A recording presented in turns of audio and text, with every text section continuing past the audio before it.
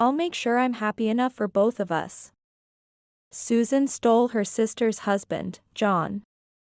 She sent an invitation to their wedding to gloat, but your mother and I will go together. We'll show them hell. Usually gentle and rarely angry. It seems the parents have reached their limit with Susan's wrongdoings. Attending the wedding with a frightening smile, it turned from a celebration to a scene of hell. I am Lily Anderson, 24 years old. I work as an illustrator. I've been married for just under a year. And my relationship with my husband, John, is good. John and I met through a friend's introduction. It didn't take long before we started dating, and he proposed at a restaurant with a night view. The wedding was full of blessings from family and friends, and smiles never ceased. One day, as I was about to send John off to work as usual, I noticed he had left his smartphone in the living room and brought it to him. John. You forgot your phone. Oh, thanks. That helps. I'll be going then. John hurried out, but I felt a slight unease about his rush. This would become the first sign. Afterwards, John started carrying his smartphone with him at all times, even at home. Despite his suspicious behavior, I couldn't believe he would cheat, so I chose to trust him. We had never had major issues before and got along well. So I convinced myself that everything would be okay. However, this belief would soon be shattered. One day, after I finished hanging the laundry, I went back to the living room and noticed a notification on my own phone. It was an email from an unknown account. Hey, it's been a long time, hasn't it? How are you? It seemed like a message from someone I knew. But I had heard of scams where someone pretends to be an acquaintance. So, I decided to ignore it. If it were important, they would call. Hey, don't ignore me. I see you've read my message. Ignoring your sister is really mean. The moment I closed my phone, it rang again, and checking it, I was surprised to see the word sister from the same unknown account. Indeed, I do have a sister named Susan, who has always been troublesome. For instance, financial issues. Susan would borrow money from friends for various reasons, and then cut off contact without repaying, often directing the trouble towards me and our parents. However, because she is their daughter, my parents often ended up repaying her debts. Next, the complaint issues. If something even slightly displeased Susan, she would immediately file a complaint. Her manner of doing so was appalling, including hurling insults and forcing those who came to apologize to kneel, making her an extremely unpleasant complainer.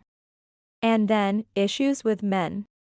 Susan liked men, particularly those who were taken. Whether friends or relatives, she tried to seduce any man she targeted.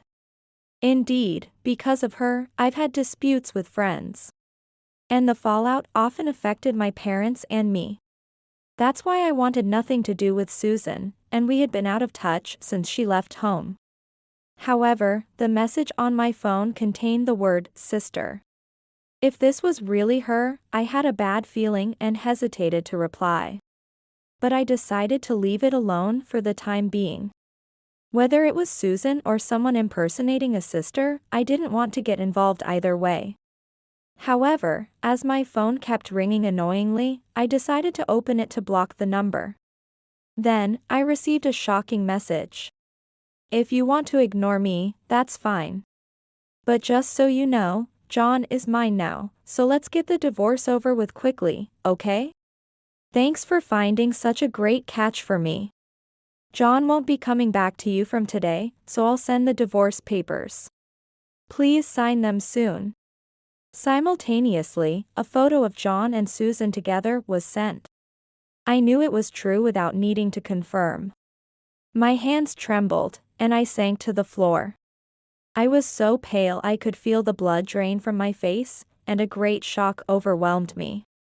As Susan had said, John never came home again, only the completed divorce papers arrived. I tried to contact John, but he completely ignored me. Suddenly robbed of my happiness, a flood of sadness and anger hit me. And I became emotionally unstable. Why? John. I spent days crying. After a few days, I calmed down a bit and decided to contact Susan. What are you thinking? Let me talk to John.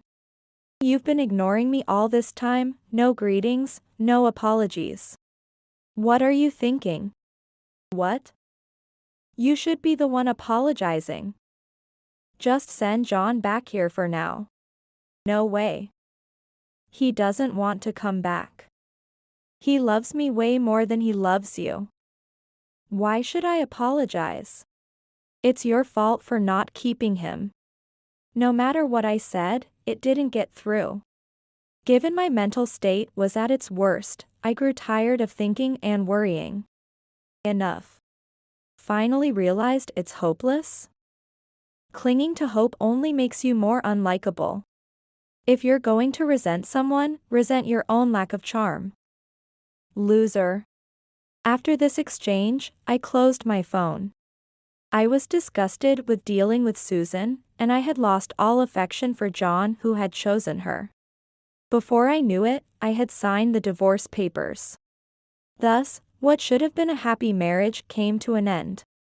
Following that, my life became miserable.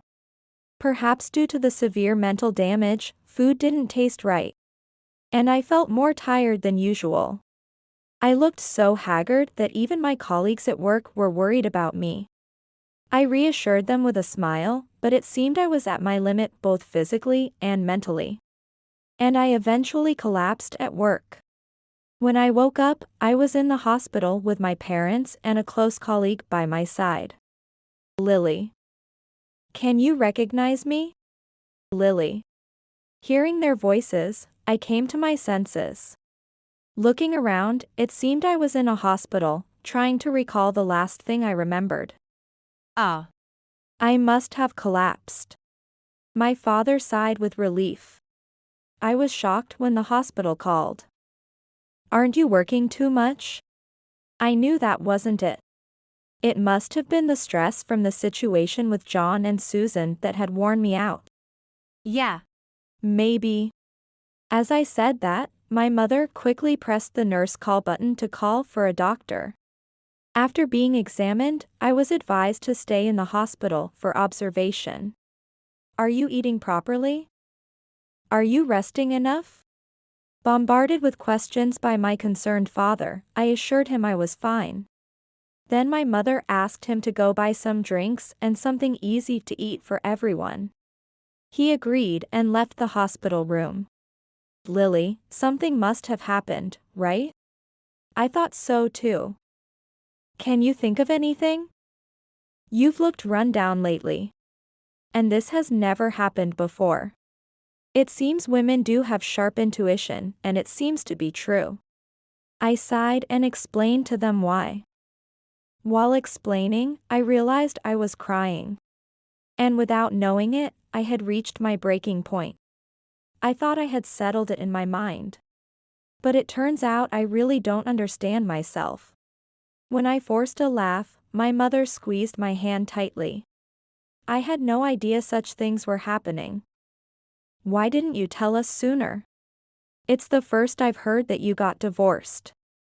I'm sorry to say this in front of you, Mom, but is your sister sane? I can't believe this. Both clearly showed their anger towards my sister. And I could tell they were genuinely worried about me. I didn't want to worry anyone, or make a big deal out of it. I thought I could handle it by myself. I didn't want to cause trouble or worry for anyone. I even thought there was some truth in what Susan had said, making me feel pathetic. And maybe it's my lack of charm that caused this. That's nonsense. What are you talking about? No one would agree that your sister and your ex-husband are okay. Naomi is right. You did nothing wrong. I'm sorry that you had to suffer through this alone. Both looked like they were about to cry. I regretted not relying more on those around me. My mother, considering my mental and physical state, suggested I should come back home for a while. The doctor also said I needed rest. And Naomi would handle the necessary paperwork at the company for me. When I told my father about resting at home, he immediately told me to come back. Afterwards, Naomi managed to explain the situation at work well. And I got a call from HR saying, "You have accumulated leave, so take your time to rest." When I thanked Naomi, she told me that she was there to help and that I could rely on her anytime. After a few days at home, I could feel myself physically and mentally recovering. Holding things in really isn't good, I realized.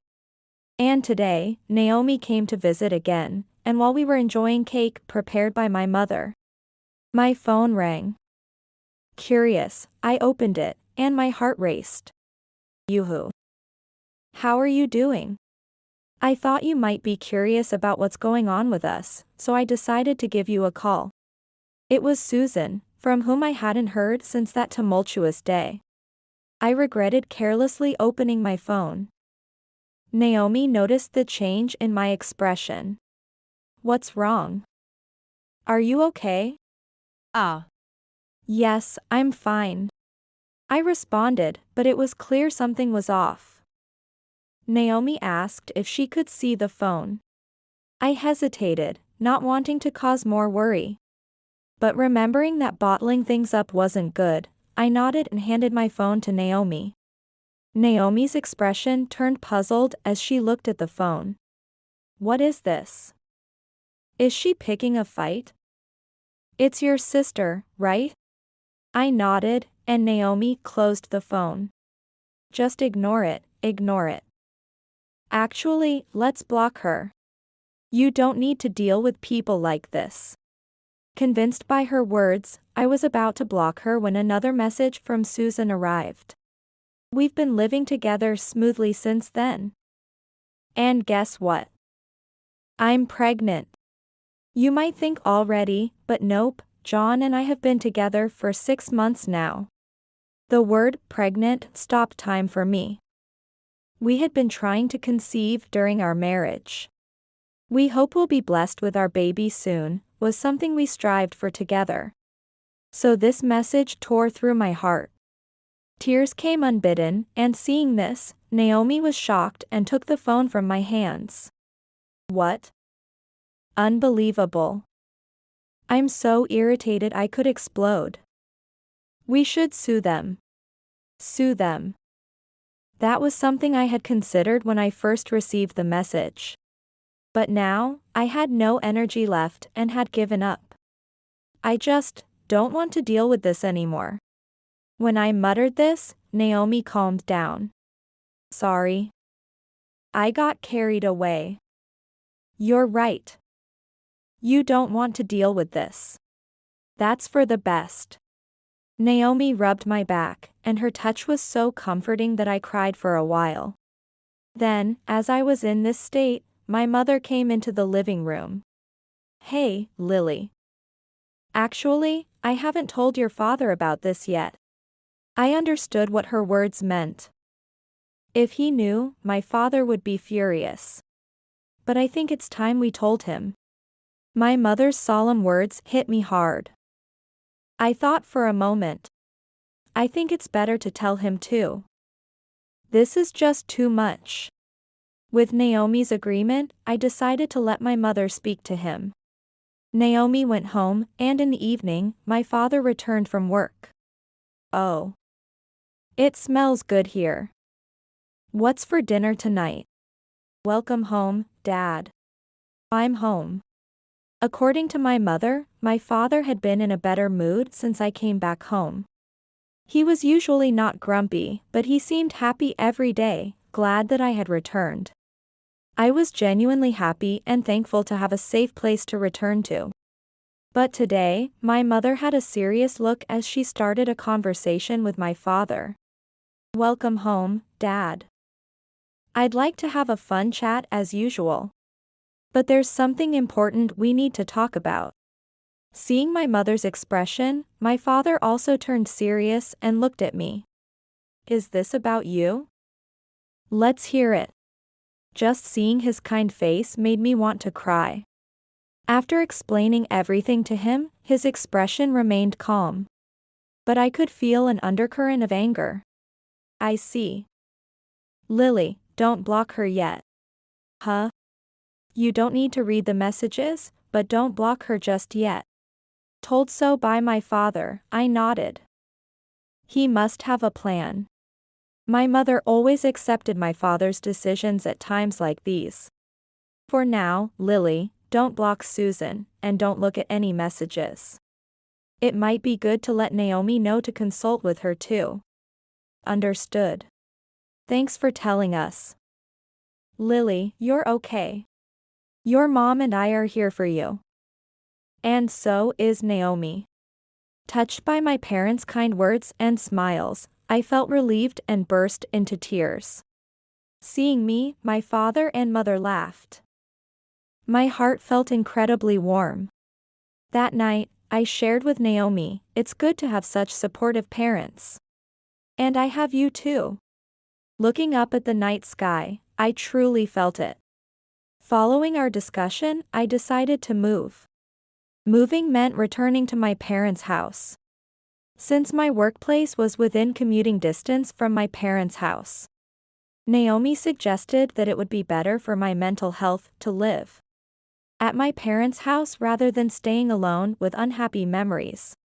Since the lease was in my name, I processed the cancellation and sent John's belongings to his parents' house.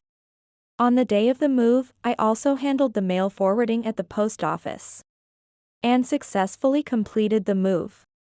I said goodbye to the landlord with a smile, thankful for his help. Thus, I started living at my parents' house and successfully returned to work. My colleagues were very worried about me, but I could finally smile and reassure them properly. My boss told me not to overdo it, making me realize once again what a great workplace it was. A few months later, I'm home.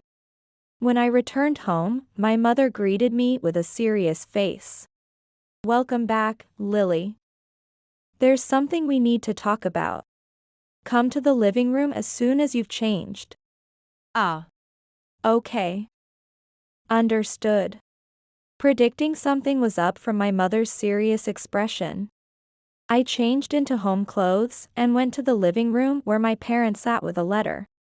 Looking puzzled, I tentatively sat down in front of them and looked at the letter placed before me. An invitation? I muttered softly, and my father confirmed, yes. It seemed to be an invitation to a wedding. But was there some problem with it? Can I look at it? Yes, you can. I took the invitation in my hands. The sender was, shockingly, Susan and John. What? My voice involuntarily rose. Since you moved, you had a forwarding address, right? This was delivered to your home. That's right. No wonder both their faces were so grave. Yet, strangely, I was calm. Previously, I would have been shocked, but now, I only felt incredulity. Are you okay? Mother was worried. Father was also looking at me. Somehow, I'm much more okay than I thought I would be. Looking at this, I'm just dismayed. I mean, how much more do they want to degrade me? Right. She is my daughter, but this is beyond what I can tolerate. I'm glad Lily isn't as shocked as we feared. But this is definitely going too far. Behind my parents, I could almost see flames. I was thankful that my parents were angry for my sake. It's addressed to me. I don't have to go, right? When I asked this, my parents looked me straight in the eyes. Your mother and I will go. What? We'll show them hell. It was the first time I'd seen my usually gentle parents this angry, and it unsettled me. But this is addressed to me. Oh, dear, as parents of the bride, we can't just not show up, can we?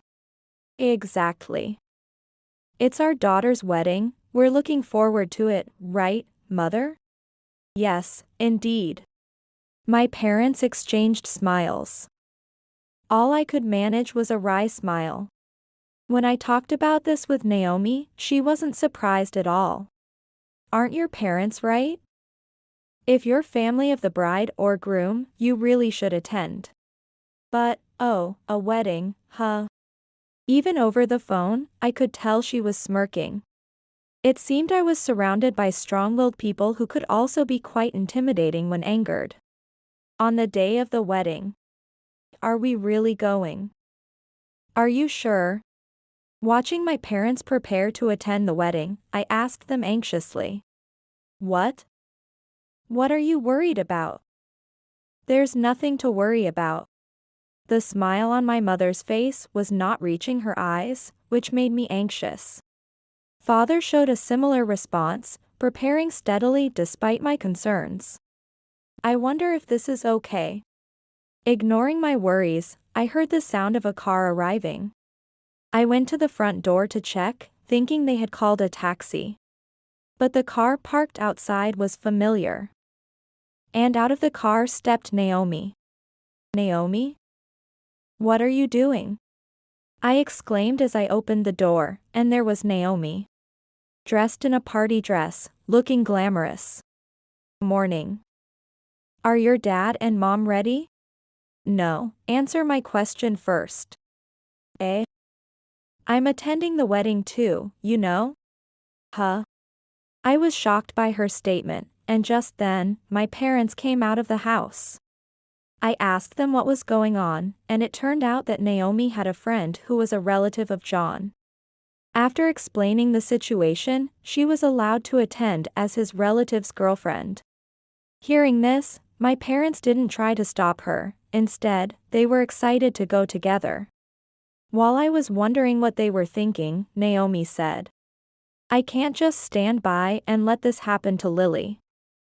You understand, right? Although I was anxious, I agreed. Then, my parents and Naomi left for the venue together in the same car. I felt like I should have gone too, but Naomi sensed this and said, if you want to see, I can show you via video call. Reluctantly, I stayed home alone. However, curious. I contacted Naomi to connect me via video call. When they arrived at the venue, my parents and Naomi headed to the registration. Naomi's name was listed thanks to John's relatives' arrangement. But my parents weren't on the guest list. The receptionist looked flustered and went to check, only for Susan to arrive at the scene. She was shocked and visibly disturbed to see my parents. How come you're here? Why? We're her parents, it's only natural for us to be here. It seems there was a mix-up since we didn't receive an invitation.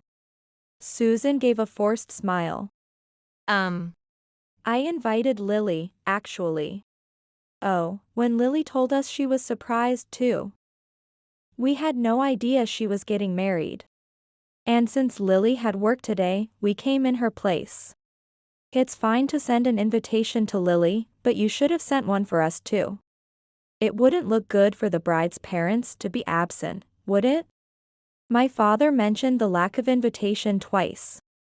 From Naomi's video call, I couldn't see my parents' expressions, but I could imagine. Oh, yes, of course. I'm just so happy my parents could be here. Susan, misunderstanding, genuinely believed her parents had come for her. How delusional. Then the groom, John, appeared and went pale on seeing my parents. Relax, John. They came to celebrate with us. They really do love me. It's because of how Lily is. Hearing this, John seemed relieved and smiled as he greeted my parents.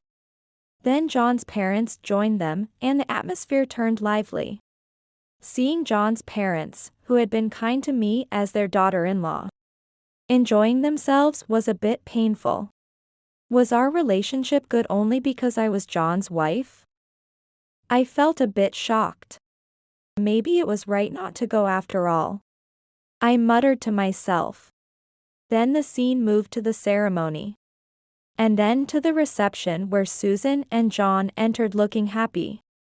From time to time, Naomi asked, "Are you okay?" I was surprisingly calm watching it and kept saying, "I'm okay." I was more concerned about my phone's battery. But Naomi reassured me she had a portable charger if needed. As the moment for the parents' thank you letters approached, Susan started to panic because she hadn't prepared for her parents' presence. Seeing this, my parents asked the host for a microphone. Today, we weren't supposed to be here. So it's understandable that Susan isn't prepared. Therefore, we'd like to give a surprise message to our daughter, Susan. The venue applauded at my father's words. Susan, thinking she was being helped, grinned and applauded. "Dad, I'm so happy." Her insincere gratitude was grating. I continued watching in discomfort. Then my father began something unbelievable with a smile. "Our surprise is this." As he spoke, the doors to the banquet hall suddenly opened. And several men stood there, all looking outraged. I watched, puzzled. However, Susan turned pale seeing them. Our Susan is so charming that many men have taken a liking to her. The kind Susan has apparently responded to all their feelings. Truly, she is our pride and joy. And these gentlemen wanted to give a surprise today. So we brought them here. Wait. Dad. How did you? Susan. I had no idea you were so considerate. Now, graciously accept your surprise. Following my father's lead, the men stormed the stage, openly expressing their anger. Susan tried to escape, but one grabbed her arm. There were other men besides me? What is this marriage supposed to mean? How much do you think I've given you? Give back the money I lent you, shouts filled the air. Susan turned pale and was nearly in tears. Naomi commented calmly, "Wow," but I was shocked and speechless. John was also confronting Susan, "What is this supposed to mean?" But Susan was too flustered to respond. Then my mother took the microphone and started speaking. "Actually, there's another surprise. As my husband mentioned earlier, our daughter Susan is very attractive. So much so that she is also popular among women." As my mother spoke, several women stood up. These ladies also wanted to meet Susan. Following my mother's lead, the women converged on Susan. "You stole my man, and you think you can be happy? You had an affair with my husband, pay the alimony quickly. You disappeared after borrowing money. Pay it back now." The situation was utter chaos. The wedding venue wasn't just buzzing, it was a hellish scene. I thought the other guests would be shocked, but instead, they seemed more dumbfounded. Even in such chaos, the smiles on my parents' faces were frightening. And I realized just how people saw my sister. In the midst of this battleground, a person took the microphone. "Susan, to think such a charming person is marrying my son, I'm thrilled." Unexpectedly, the former mother-in-law made a bizarre statement. Just as I was wondering what she was talking about, she continued. "While it may not compare to the wonderful surprise prepared by Susan's parents, we also have a surprise." At those words, John looked shocked. "What are you saying, Mom? Can't you see what's happening?" Ignoring John's attempts to calm the situation, the former father-in-law took the microphone. "Firstly, I'd like to thank Susan's father and mother for the appropriate surprise they've brought to this occasion. I currently run a company, but I have decided to remove John from being my successor. This is our surprise to you." "What? Huh?" Both Susan and John were dumbstruck. I had heard during their marriage that the former father-in-law was planning to make John his business successor. His declaration to do the opposite was shocking to me as well. What are you saying, Dad? You've made your own decisions to cheat, to divorce, and to remarry. Up to this point, you've made your choices. A person capable of making such grand decisions should start his own business instead of taking over mine. Don't decide on your own. You said I was the successor, didn't you? Are you kidding? John was visibly panicked by his father's words. No, we're serious. You're already standing on your own 2 feet. Use that judgment to make your way in the world from now on. With the wonderful Susan by your side. Exactly. Having a son who can make such selfish decisions makes me proud. I was speechless. The former in-laws seemed to be smiling just like my parents. But their eyes were not. They appeared to be quite angry. Naomi was chuckling. Serves him right. I'm trying hard not to laugh out loud. I'm so shocked I can't even close my mouth. As I said this, Naomi shared more with me. In my absence, the former in-laws had come to apologize. They had treated me like their own daughter. And along with my parents, the 4 of them had planned this surprise revenge. Naomi had been in contact with my parents and had also heard from John's relatives. Apparently knowing everything. Tears started flowing as I realized how many people were on my side. You're not alone. There are so many people who care about you, Lily. How could they stay silent when someone they care about is hurt? Yes, yes. I was crying too much to speak properly, but I managed to nod. Thank you.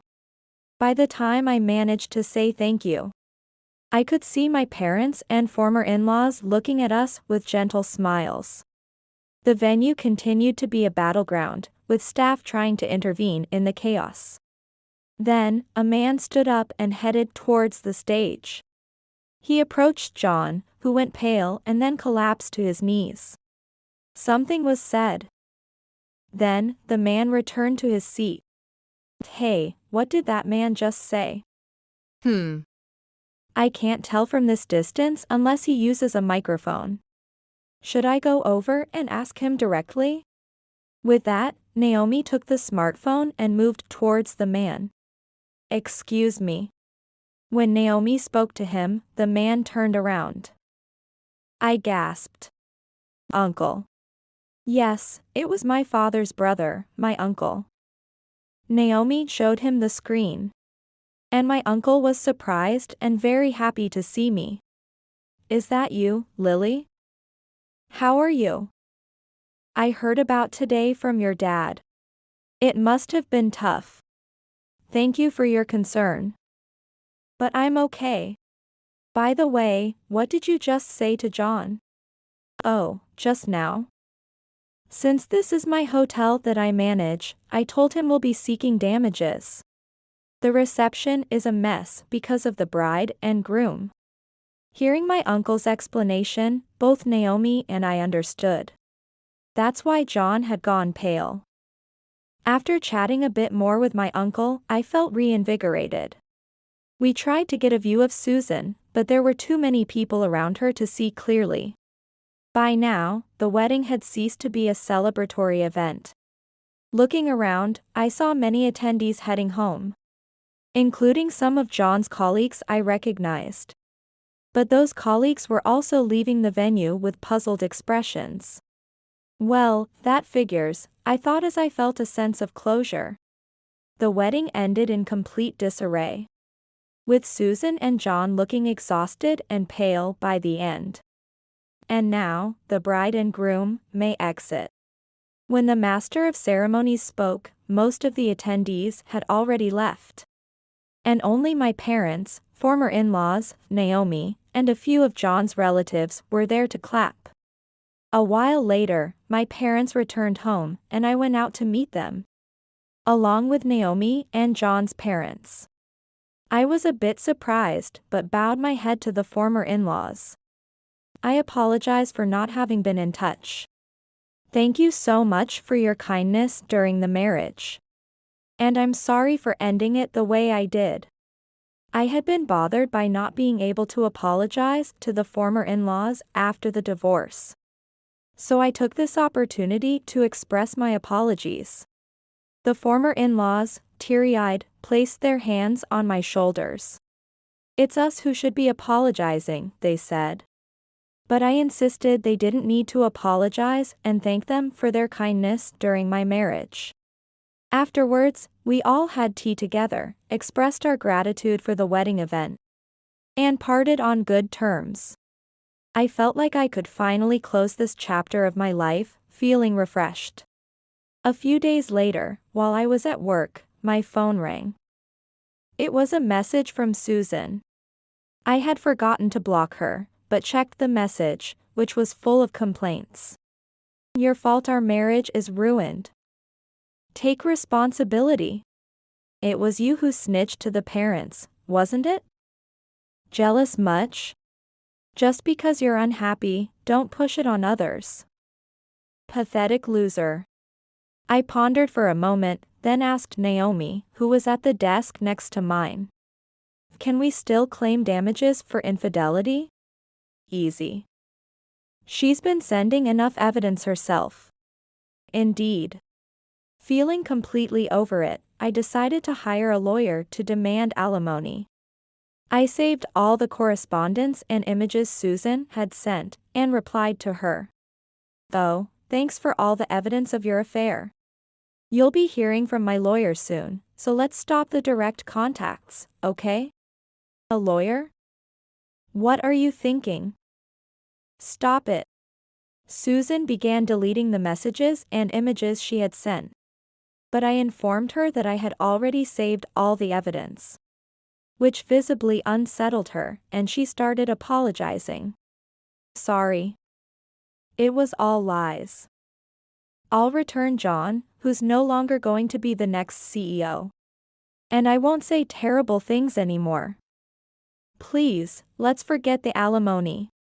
I'm already drowning in debt. I'm not involved anymore. Don't need John either, so do whatever you like. Maybe it was good you took him away. Don't need a man who cheats. Thanks for saving me in the end, big sis. I sent that and cut off contact. I blocked Susan, and she tried to reach out through different accounts, but I blocked those too. I consulted with the lawyer I had been referred to, submitted all the evidence. And they were quick to act. Whether the lawyer had contacted him or not, I soon received a message from John.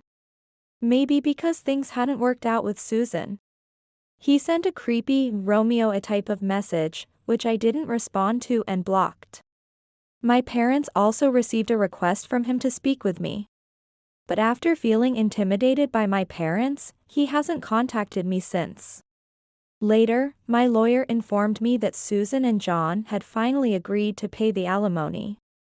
Susan apparently tried to fight the claim using her usual tactics. But such arguments don't work against a lawyer. Realizing she had no chance, she reluctantly agreed. John, too, initially resisted but, upon realizing that Susan had sent me ample evidence of their affair, he became pale and conceded. Although it was painful to think how much I had been hurt by such childish people, I was grateful for the many people who had supported me. Afterwards, Susan and John divorced. Susan, having no one to turn to, once contacted her parents. But they declared they were cutting ties, and she hung up crying. John, a rumor milled at work, felt uncomfortable and resigned. Unable to return home, he now scrapes by with part-time jobs. As for me, I received high praise at work and was promoted. In a new department, I met someone special and we began a serious relationship. Naomi and a relative of John are also getting along well, often sharing fond stories about each other. And to celebrate this relief, next month, my parents, Naomi And the former in-laws are all planning to take a trip to a hot spring. Although I had once hit rock bottom, I now feel happier than before.